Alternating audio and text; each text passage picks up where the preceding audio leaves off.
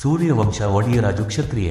ಒಡಿಯ ಅಂದರೆ ಒಡಿಸ್ಸಾ, ಓಡ್ರ ದೇಶ, ಕಳಿಂಗ, ತ್ರಿಕಳಿಂಗ, ಉತ್ಕಲ ಇವರೆಲ್ಲ ಈ ಪ್ರಾಂತಕ್ಕೆ ಸೇರಿದ ರಾಜವಂಶ ಕ್ಷತ್ರಿಯ ಸಮುದಾಯದವರು. ರಾಜುಲು ಅಂದರೆ ಕ್ಷತ್ರಿಯರು, ಒರಿಸ್ಸಾದಿಂದ ವಲಸೆ ಬಂದಂತಹ ಸೂರ್ಯವಂಶ ಕ್ಷತ್ರಿಯರು.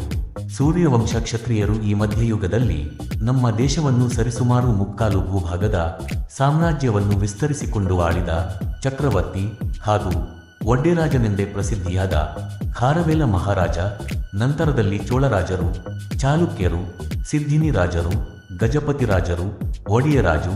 ಈಗ ಇವರು ಗುರುತಿಸಿಕೊಂಡಿರುವ ಹೆಸರು ಓಡ್, ಒಡ್ಡೆರಾಜುಲು, ಒಡ್ಡೆ, ಒಡ್ಡಿ, ಒಡ್ಡರು, ಓಡ್ ರಜಪೂತ್, ಓಡ್ ಕಮ್ಯುನಿಟಿ, ಒಡಿಯರಾಜು, ಕ್ಷತ್ರಿಯ ರಾಜುಲು ಇವರೆಲ್ಲ ಸೂರ್ಯವಂಶ ಕ್ಷತ್ರಿಯರು ಹಾಗೂ ಚಂದ್ರವಂಶ ಕ್ಷತ್ರಿಯರು. ಈ ಸಮುದಾಯದ ಮೂಲಪುರುಷರು ಸಾಮ್ರಾಟ್ ಸಗರ ಚಕ್ರವರ್ತಿ ಹಾಗೂ ರಾಜಮಹರ್ಷಿ ಭಗೀರಥ ಹಾಗೂ ಮರ್ಯಾದ ಪುರುಷೋತ್ತಮ ಶ್ರೀರಾಮ.